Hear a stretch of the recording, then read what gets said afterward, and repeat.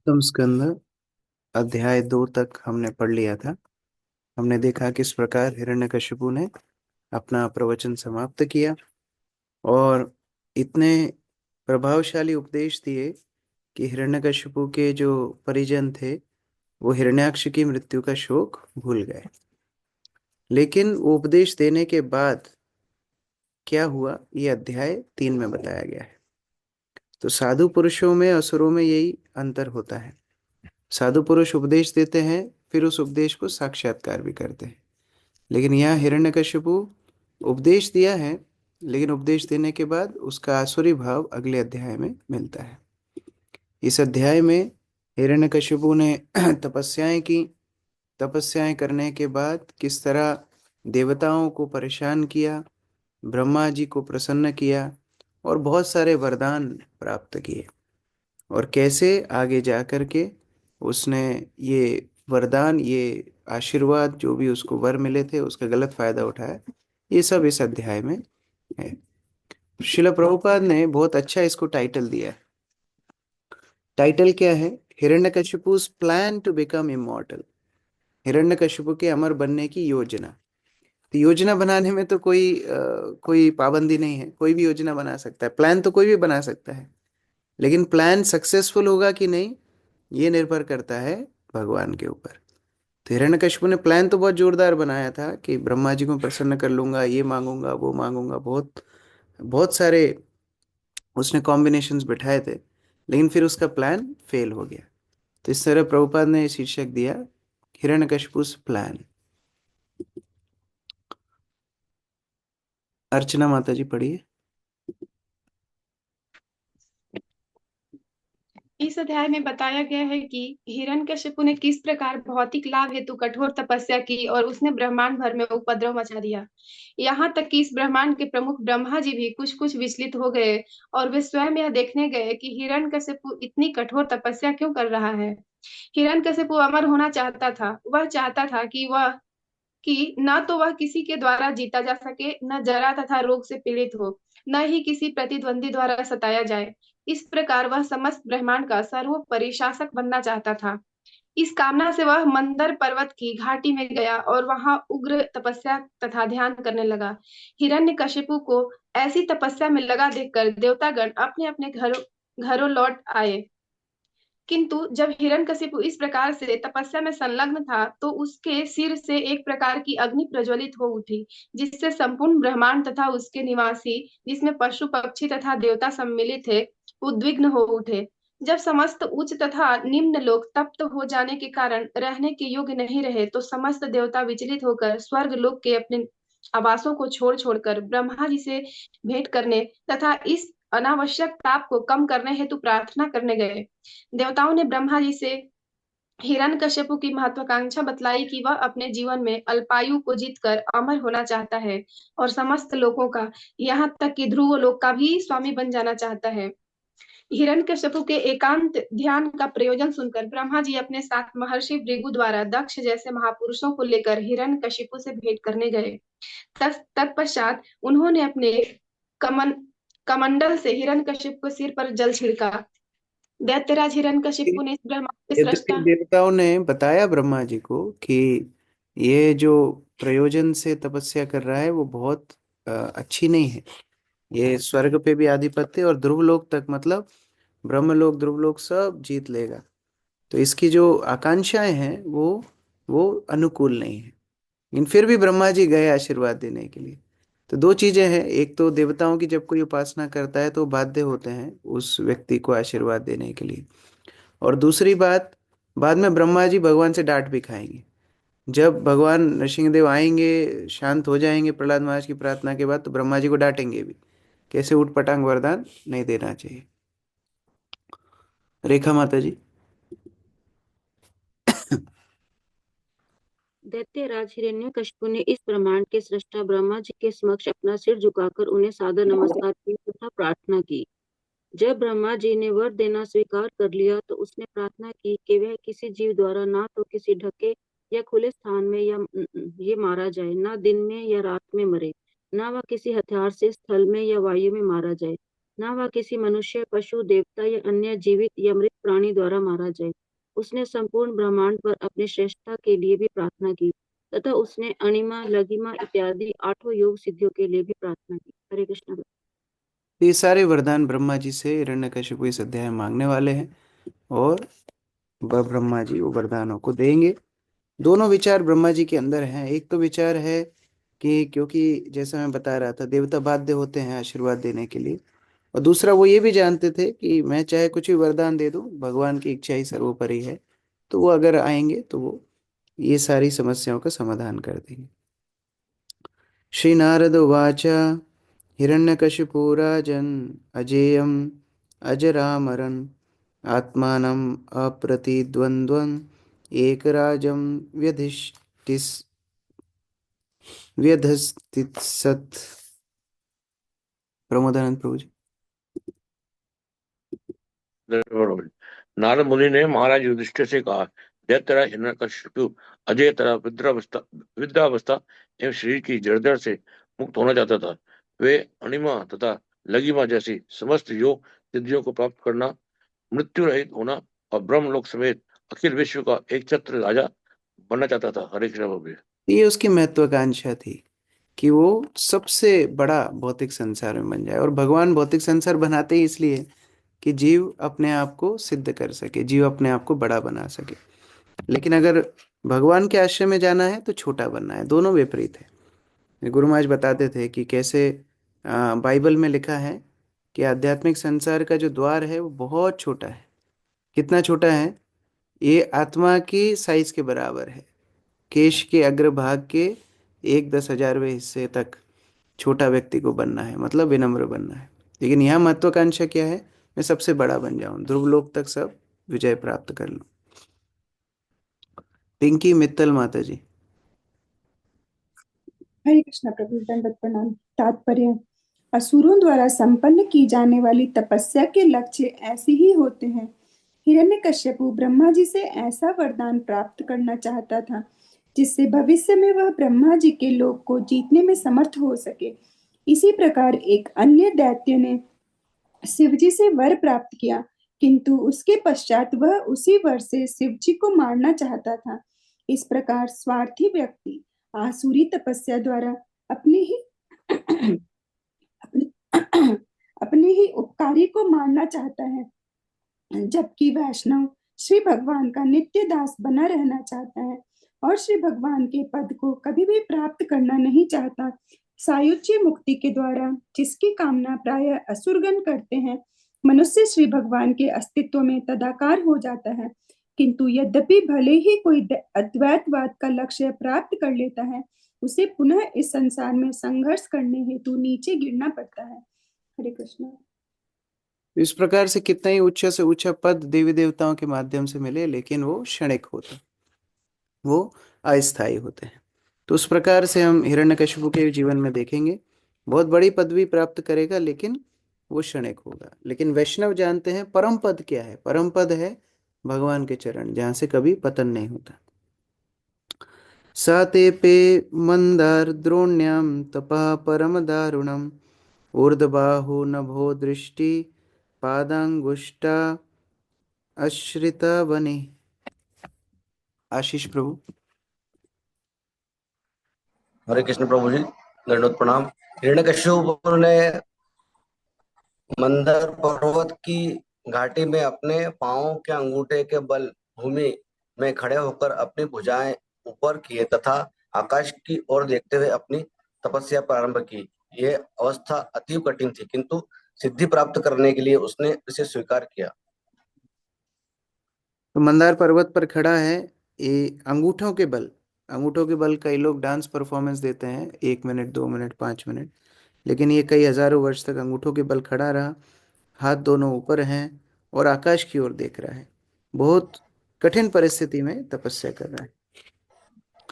जटादिदीति भीरेजे संवर्तार्क इवांशुभि तस्मिंस्तपस्तपयामाने देवस्थानानि भेजिरे। अदिति माता जी। हिरण्यकशिपु ने हिरण्यकश्यप के जटाजूट से प्रलयकालीन सूर्य की किरणों की समान प्रकाशमान तथा असहज तेज प्रकट हुआ। ऐसी तपस्या देखकर सारे देवता जो अभी तक सारे लोकों में भ्रमण कर रहे थे अपने अपने घरों को लौट गए। हरे कृष्ण। तो देवताओं ने सोचा कि अब ब्रह्मा जी ने तो हमको ब्रह्मा जी को ही बताना पड़ेगा, और ये हिरण्यकशिपु ने तो अपनी तपस्या शुरू कर दी है। तो वो अपने अपने लोगों को देख करके चले गए। देखते हैं कितनी देर तपस्या करेगा, देखते हैं।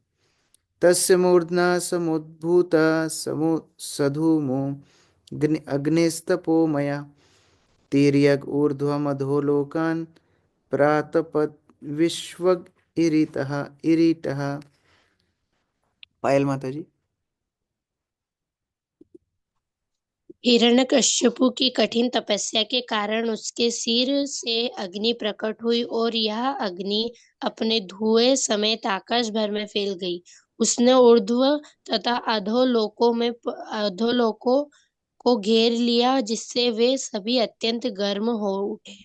तो देवताओं को लगा कितनी तपस्या करेगा, क्या उसका असर होगा, कौन इसकी सुनेगा। लेकिन जब उसकी तपस्या इतनी उग्र हो गई, इसके ताप से लोगों में ज्वाला जैसी धधकने लगी, लोगों को इतना ताप लगने लगा, तो देवता भी जलने लगे। चुक्षुभिर्नादि उद्वन्वन्त सद्विपाद्रिश्च चालभु नेपुतः संग्रहस्तारा जज्वलुश्च दिशो दशा। आशा माता जी। उसकी कठिन तपस्या के बल से समस्त नदियां तथा सभी समुद्र उद्वेलित हो उठे। भूमंडल की सतह अपने पर्वतों तथा द्वीपों सहित थरथराने लगे और तारे तरह ग्रह टूटकर गिर पड़े। दसों दिशाएं धधक उठी। तो तपस्या में इतना बल होता है, अगर कोई वास्तविक भीषण तपस्या करे तो इस तरह वो असर हो सकते हैं। तेन तप्ता दिवं त्यक्त्वा ब्रह्मलोकं ययुसुरा धात्रे विज्ञापयामासुर्देवदेव जगत्पते दैत्येन्द्र तपसा तप्ता दिवि स्थातुं न शक्नुमः। अंकित गुप्ता प्रभु।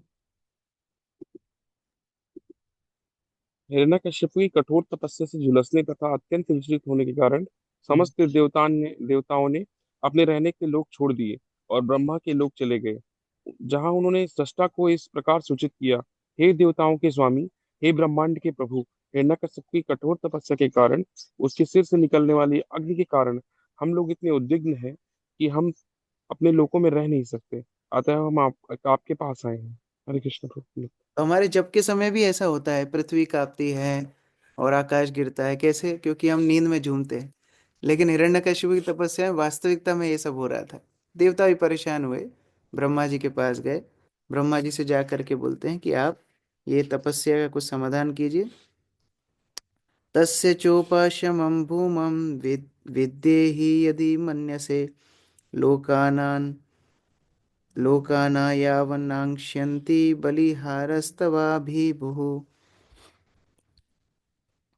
मोना माता जी। श्री कृष्ण प्रभु जी। हे महापुरुष, हे ब्राह्मण के प्रधान, यदि आप उचित समझे तो इन सारे उत्पातों को, जो सब कुछ विनष्ट करने के उद्देश्य से हो रहे हैं, कृपा करके रोक दें, जिससे आपकी आज्ञाकारी प्रजा का संहार ना हो। तो जो सृष्टि इतनी मेहनत से आपने बनाई है उसका संहार ना हो जाए, इसलिए आप कुछ समाधान कीजिए। तस्यायां किल संकल्पस चरतो दुश्चरम तपः श्रूयताम किम न विदितस त्वाथापि निवेदितम। वंदना माता जी। हरे कृष्णा। हिरण्यकश्यप ने अत्यंत कठिन तपस्या का व्रत ले रखा है। यद्यपि आपसे उसकी योजना छिपी नहीं है, तो भी हम जिस रूप से में उसके गंतव्यों का निवेदन कर रहे हैं, कृपा करके उन्हें सुन लें। हरे कृष्णा। तो किस तरह अपने वरिष्ठों से बात करना चाहिए, ये भी देवताओं का शिष्टाचार है। वो इस तरह नहीं बोल रहे यार आपको पता नहीं है किस लिए तपस्या कर रहे हैं, ऐसा नहीं बोल रहे। बोले आप सब जानते हैं, फिर भी हम आपके सामने अपनी बात प्रस्तुत कर रहे हैं। सृष्ट्वा चराचरमिदं तपो योग समाधिना अध्यास्ते सर्वधिष्णेभ्यः परमेष्ठि निजासनं तदहं वर्धमानेन तपो योग समाधिना कालात्मनोश्च नित्यत्वात् सध्यायिष्ये तथात्मनः। जय प्रभु।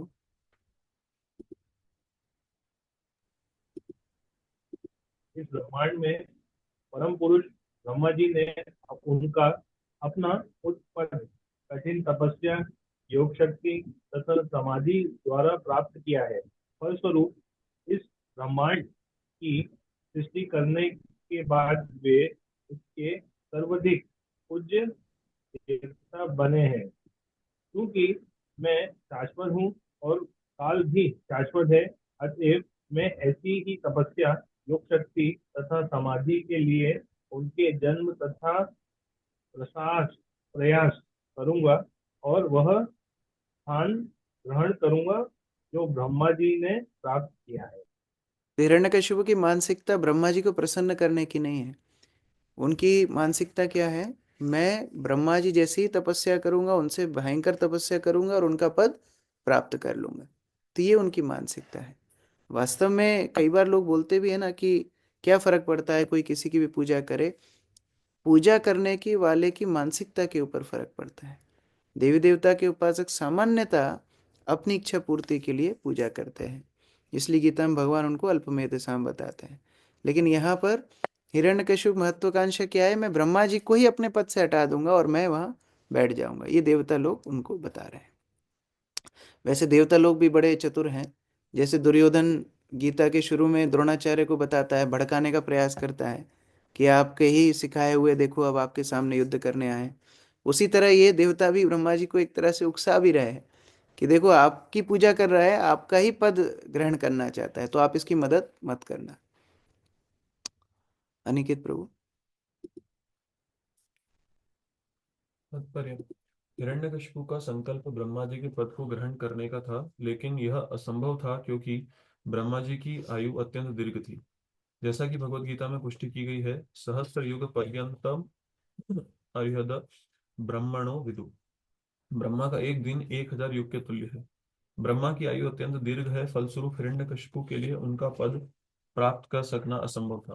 फिर भी उसका निर्णय था कि चूंकि आत्मा तथा काल दोनों शाश्वत हैं, अतएव यदि वह उस पद को एक जीवन काल में नहीं प्राप्त कर सकता तो वह जन्म जन्मांतर तपस्या करता रहेगा, जिससे कभी न कभी उसे वह पद प्राप्त हो सके। अन्यथेदं विद्यासेहम् अयथा पूर्वमोजसा किमन्ये कालनिधूर्तै कल्पान्ते वैष्णवादिभिः। सोनम माता जी।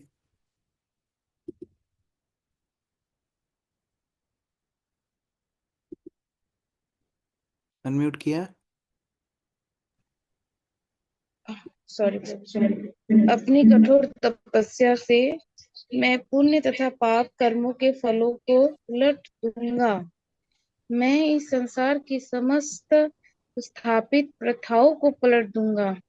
कल्प के अंत में ध्रुव लोक भी मिट जाएगा, अतएव इसका क्या लाभ है? मैं तो ब्रह्मा के पद पर बना रहना अधिक पसंद करूंगा। हरे कृष्ण।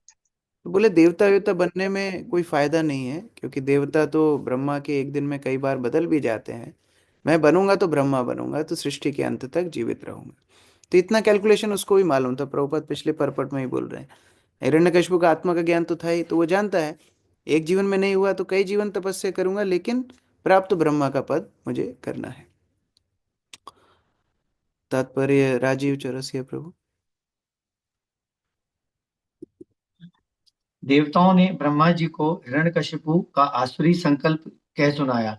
उन्होंने सूचित किया है कि हिरण्यकशिपु समस्त मान्य सिद्धांतों को पलट देना चाहता है। मनुष्य इस भौतिक जगत में कठिन तपस्या करके स्वर्गलोक चले जाते हैं, परंतु हिरण्यकशिपु नहीं चाहता था कि मनुष्य स्वर्ग में सुखी रहे, क्योंकि देवता स्वर्ग में रहते हुए भी उसके विरुद्ध कूटनीतिक विचार रखते थे।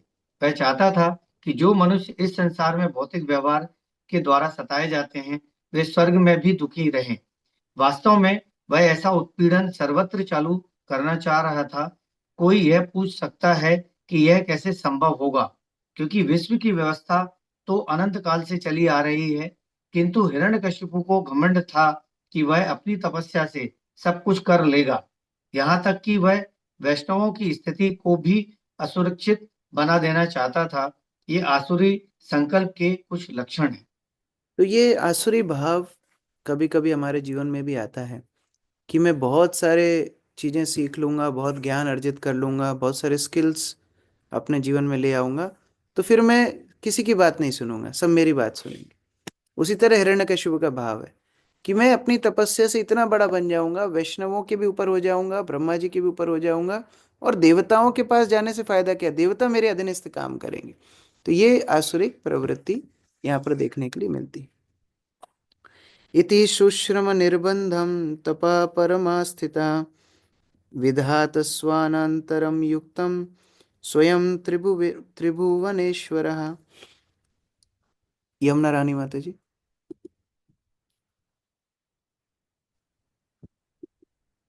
हे प्रभु, हमने विश्वस्त सुनो सूत्रों से सुना है कि हिरण्यकशिपु आपका पद प्राप्त करने के लिए कठिन तपस्या में जुड़ा हुआ है। आप तीनों लोकों के स्वामी हैं। आप जैसा उचित समझे वैसा अविलंब करें। हरे कृष्ण।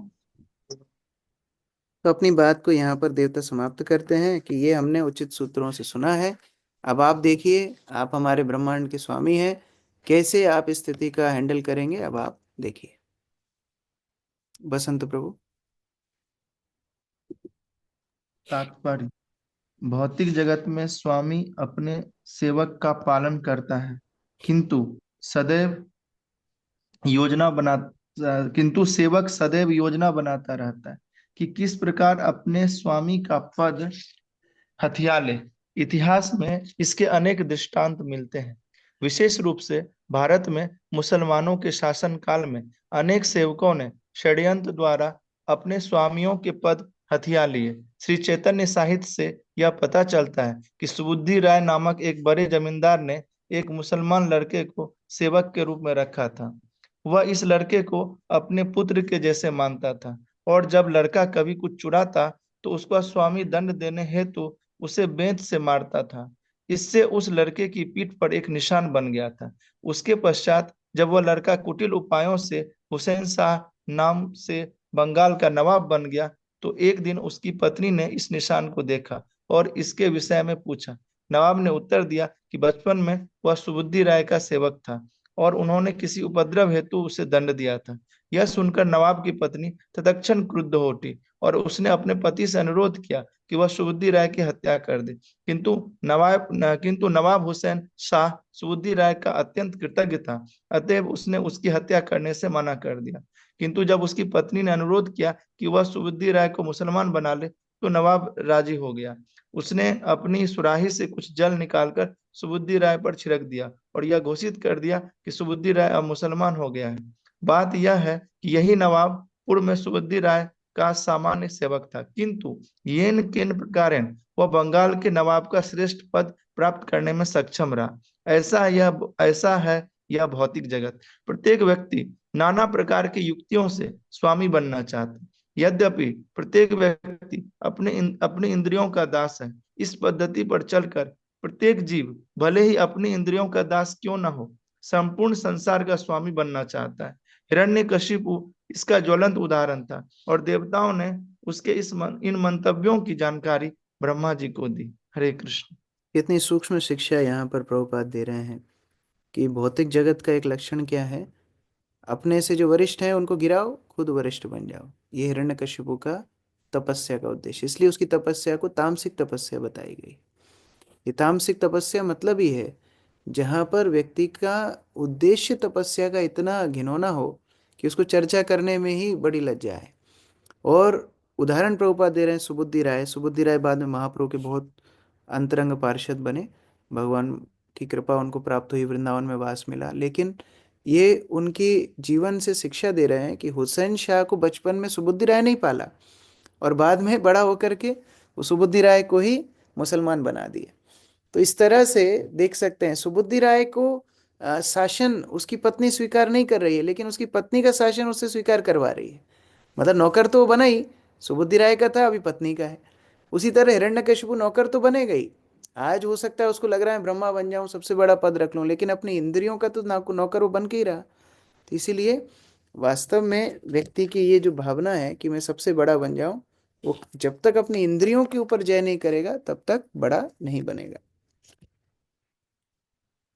रूप गोस्वामी उपदेशामृत में बोलते हैं, वाचो वेगम मनसा क्रोध वेगम जिह्वा वेगम उदरपस्थ वेगम एतान वेगान जो विषहेत धीरा सर्वाम अपिमाम पृथ्वीम सशिष्य। सारी पृथ्वी को शिष्य बनाने का सामर्थ्य उसका है जिसने इंद्रियों का दमन कर लिया है।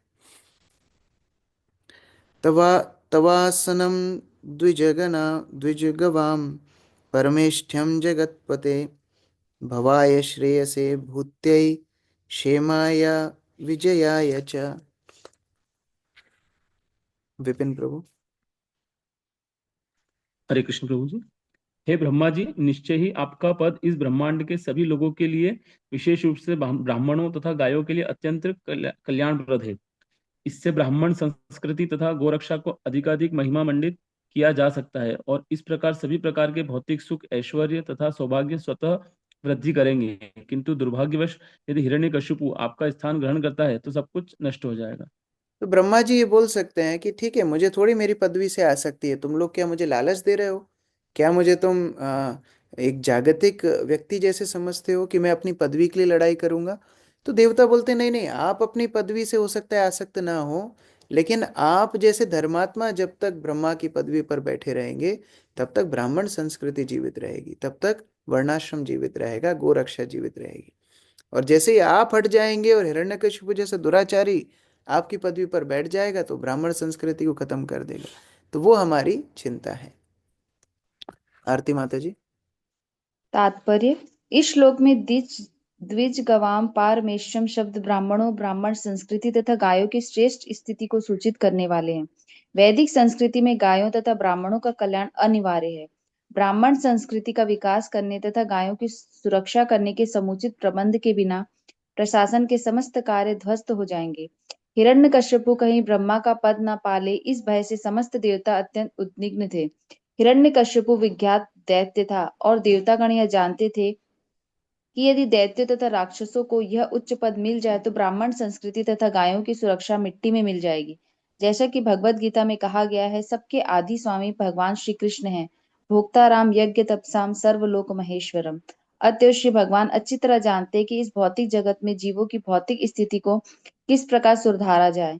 प्रत्येक ब्रह्मांड में भगवान श्री कृष्ण के प्रतिनिधि के रूप में कार्य करने हेतु एक ब्रह्मा नियुक्त है, जिसकी पुष्टि श्रीमद् भागवतम में हुई है। तेने ब्रह्मा हृदय आदि कवि है। प्रत्येक ब्रह्मांड का प्रमुख सृष्टा ब्रह्मा जी हैं, जो अपने शिष्यों तथा पुत्रों को वैदिक ज्ञान प्रदान करते हैं। प्रत्येक ग्रह में राजा या सर्वोच्च नियंता को ब्रह्मा जी का प्रतिनिधि होना चाहिए। अतएव यदि ब्रह्मा जी के पद पर कोई राक्षस या असुर आसीन हो जाए तो ब्रह्मांड की संपूर्ण व्यवस्था, विशेष रूप से ब्राह्मण संस्कृति तथा गायों की सुरक्षा नष्ट हो जाएगी। समस्त देवताओं को इस संकट की आशंका थी। अतः वे सब ब्रह्मा जी के समीप यह प्रार्थना करने के लिए गए कि वे हिरण्यकश्यप की चाल को ध्वस्त करने हेतु तुरंत कदम उठाए। हर व्यक्ति की इच्छा होती है कि मुझे उच्च पदवी मिल जाए, मुझे लोग पालन करें, मेरा सम्मान करें, लेकिन भगवान उसको ही ये पद देते हैं जो भगवान के अधीनस्थ होता है। यहाँ ब्रह्मा जी के उदाहरण से हम देख रहे हैं, भगवान हर ब्रह्मांड में अपना एक प्रतिनिधि रखते हैं, जिसको उन्होंने शिक्षा दी है, जो उनको शिष्यत्व ग्रहण किया है, उसको फिर भगवान पदवी देते हैं। तो if you want to achieve great thing, अपना कैरेक्टर भी उतना ग्रेट होना चाहिए, उतना भाव भी उतना शुद्ध होना चाहिए, तो उस हिसाब से भगवान अपने आप व्यक्ति को दे देंगे। लेकिन हिरण्यकशिपु वो छोड़ करके अपने प्रयास से उसको पाने का प्रयास कर रहा है, और आगे हम इतिहास जानते हैं। अंकित निगम प्रभु।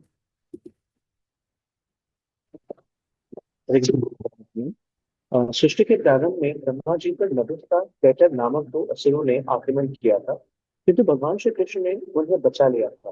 अतएव भगवान श्री कृष्ण को मधुर कैटब बृहत्तरी कहा जाता है। अब पुनः हिरण्यकशिपु ब्रह्मा का स्थान लेने का प्रयास कर रहा था। भौतिक जगत इस प्रकार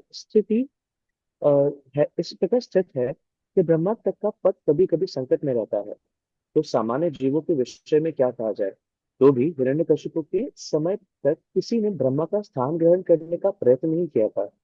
किंतु हिरण्यकशिपु इतना बड़ा दैत्य था कि उसने ऐसी महत्वाकांक्षा पाल रखी थी। भूति शब्द का अर्थ है ब्रह्मा ऐश्वर्य। जी के स्तर तक भी ये इनसिक्योरिटी है ये इनसिक्योरिटी हर क्षेत्र में है भौतिक संसार में। ब्रह्मा जी तक कोई गारंटी नहीं है कि उनकी पोस्ट कब तक चलेगी। एक हिरण्यकशिपु जैसा व्यक्ति भी उनको चैलेंज कर सकता है। अमित प्रभु। हरे कृष्ण प्रभु जी, दंडवत प्रणाम। भूतीय शब्द का अर्थ है ऐश्वर्य बढ़ाने हेतु, और श्रेयसी शब्द का अंततोगत्वा भगवत धाम वापस जाने का द्योतक है। आध्यात्मिक उन्नति से मनुष्य के भौतिक पद में उन्नति के साथ साथ मोक्ष का मार्ग भी स्पष्ट होता जाता है और वह भवबंधन से छूट जाता है। यदि कोई आध्यात्मिक उन्नति में ऐश्वर्यवान पद पर हो तो उसका ऐश्वर्य कभी घटता नहीं। अतएव ऐसा आध्यात्मिक वरदान भूति या विभूति कहलाता है। इसकी पुष्टि भगवान श्री कृष्ण ने श्रीमद् भगवद गीता में की है। यद्यद विभूत मत्सत्वम मम तेजो अंश संभवम। यदि भक्त आध्यात्मिक चेतना में उन्नति करता है और इस प्रकार वह भौतिक दृष्टि से ऐश्वर्यवान भी बन जाता है तो उसका पद श्री भगवान का विशिष्ट वरदान होता है। ऐसे ऐश्वर्य को कभी भौतिक नहीं मानना चाहिए। इस समय इस पृथ्वी ग्रह में ब्रह्मा जी का प्रभाव काफी घट चुका है और हिरण्यकश्यपु के प्रतिनिधि राक्षसों तथा दैत्यों ने उनका स्थान ग्रहण कर लिया है। इसलिए ब्राह्मण संस्कृति तथा गायों का कोई भी संरक्षण प्राप्त नहीं है। यद्यपि यह समस्त सौभाग्य हेतु अत्य आवश्यक है। यह युग अत्यंत खतरनाक है क्योंकि समाज का संचालन असुरों तथा राक्षसों के द्वारा हो रहा है। हरे कृष्ण प्रभु जी। इस प्रकार से जो भावना है, अगर वास्तव में किसी को शाश्वत विभूति प्राप्त करना है तो भगवान के धाम जा करके वो संभव है। लेकिन यहाँ पर हिरण्यकशिपु के प्रतिनिधि जीवात्मा प्रयास करते हैं कि हम इसी संसार में स्थायी हो जाएं, हम इसी संसार में सबसे ज़्यादा शक्तिशाली हो जाएं, हम इसी संसार में सबकी पूजा लाभ प्रतिष्ठा को बटोरें। तो ये सब हिरण्यकशिपु के ही विचार हैं, उनकी ही प्रवृत्ति हैं भक्ति जीवन में। इसलिए हम लोगों को इन प्रवृत्तियों से बचने के लिए बोला जाता है। कौन कितना उन्नत भक्त है, जितना वो विनम्र और सहिष्णु है उतना ही वो उन्नत भक्त है। हरे कृष्ण। ग्रंथराज श्रीमद् भागवतम की जय, श्री प्रभुपाद की जय, समवेत भक्तवृंद की जय। यस, बसंत प्रभु। हरे कृष्णा, धन्यवाद, प्रणाम प्रभु जी। प्रभु जी, मेरे दो प्रश्न है। एक है कि जो ब्रह्मा जी का जो पद है वो तो भगवान डिसाइड करते हैं, तो फिर कोई और हिरण्यकशिपु का मंतव्य तो अच्छा नहीं है, तो भगवान उन्हें कैसे ये पद दे सकते? देवताओं कैसे, क्यों डर लग रहा है? तो नहीं दिया, लेकिन वो प्रयास कर रहा था। वो प्रयास कर रहा था कि मैं ब्रह्मा जी बन जाऊं, और ये संभव है। जो निष्पाप हो जाता है उसको ब्रह्मा की पदवी दी जाती है। लेकिन हिरण्यकशिपु ये नहीं समझ रहा है कि बाह्य रूप से वो निष्पाप हो गया, तपस्या कर रहा है, लेकिन आंतरिक जो अशुद्धि है उसका वो क्या करेगा। तो वो चीज वो नहीं समझ पा रहा है। तो पद्धति तो उसको पता थी, लेकिन आश्रय नहीं था, कोई गुरु नहीं था सिखाने वाला। जी। दूसरा प्रभु जी, मेरा प्रश्न है, जैसा कि आज आप बता रहे थे ये नेक्टर ऑफ इंस्ट्रक्शन का, तो अभी जस्ट मुझे महसूस हो रहा था कि जनरल इस श्लोक को पढ़ने के बाद हम कब यही सोचते थे हमको तो गुरु बनना नहीं, तो ये तो हमारे साथ संभव नहीं है। ये लेकिन हमारे लिए इसलिए जरूरी है क्योंकि एक अच्छा शिष्य ही अच्छा गुरु बनता है। तो कोई बोले कि प्रधानमंत्री बनने के लिए आपको भारत का नागरिक होना चाहिए, इसका मतलब ये नहीं है कि केवल प्रधानमंत्री भारत का नागरिक होगा, हमें भी भारत का नागरिक रहना है। उसी तरह ये बताया कि सर्वोच्च पदवी भी ये इंद्रियों के निग्रह से ही संभव है। तो अगर आप शिष्य बनना चाहते हैं तो वो करना ही पड़ेगा। अगर अच्छा शिष्य नहीं बनेंगे तो आगे वो सेवा तो है ही नहीं। वो उसका मतलब है। जी प्रभु जी, एक चीज और इसमें था कि जैसे हम कई लोगों को बोलने जाते हैं और फिर वो हमारी बात कोई सुनते हैं, मोस्ट ऑफ द लोग नहीं सुनते हैं, तो इसका एक ये भी कारण होगा कि ये जो 6 जो क्वालिटी बता रहे थे वो हमारा नहीं है, इसी वजह से तो नहीं हम ऐसा दिन आएगा भी कब, जब ये 6 क्वालिटी आ जाएंगी। वो सवेरा कब होगा? वो सवेरा होगा नहीं। इसलिए हमारी शक्ति कहाँ से आती है? प्रभुपाद जो ये 6 क्वालिटी रखते हैं उनके वचन दोहराने से, वहां से हमारे अंदर ये शक्ति आती है। ठीक है जी प्रभु जी, अब क्लियर हो गया। Thank you so much. Amar Nitai Prabhu. Hare Hare Krishna Prabhu, धन्यवाद प्रणाम। तो आपने लास्ट में बोला कि जो उच्च भक्त होता है वो अपने को विनम्र रखता है। तो प्रभु जी, कई बार हमने देखा है कि कुछ लोग क्या होते हैं कि स्मार्ट होते हैं, स्मार्टनेस के कारण वो विनम्र रहते हैं। और कुछ लोग जो होते हैं अंदर से तो सही है लेकिन विनम्रता किसी ना किसी रीजन से छोड़ देते हैं। तो हम कैसे इसको देखें? मतलब स्मार्ट होते हैं उसको तो फिर हिपोक्रेसी बोला जाएगा। बाहर से विनम्र है लेकिन अंदर से उसको पता है कि मैं ऐसा सेंटेंस बोलूंगा जिससे लोग मेरी और प्रशंसा करेंगे। तो कई बार हम लोग मंदिर में इस तरह करते हैं, कभी कोई भक्त हमारे सामने ऐसा बोलता है, ऐसे मजाक मजाक में, कि प्रभु जी मैं तो बहुत पतित हूँ, तो हम बोलते हैं सही बात है। फिर वो आगे बोल ही नहीं पाता है, क्योंकि आप बोलोगे नहीं नहीं प्रभु जी आप पतित नहीं हो, तो फिर बोलेगा नहीं नहीं मैं तो इतना बुरा हूँ, वो चलता ही रहेगा। तो पहली लाइन में ही आप बोल दो सही बात है, तो फिर वो शांत हो जाएगा। तो कभी कभी जब बनावटी विनम्रता कोई दिखाता है तो वास्तविक वो विनम्रता नहीं है। वास्तविक विनम्रता है जो उपदेश दिए जाएं उनका पालन गंभीरता से किए, वो विनम्र है। उसमें फिर वो अपनी बुद्धि नहीं लगाता। और रही बात लोग विनम्रता क्यों छोड़ देते हैं, क्योंकि कभी कभी वो विनम्रता कहाँ लगानी है कहाँ नहीं लगानी ये अभ्यास उनको नहीं होता। तो अगर मार्गदर्शन में रहें तो फिर उस स्थिति से भी बच सकते हैं। ठीक है, अनिकेत प्रभु।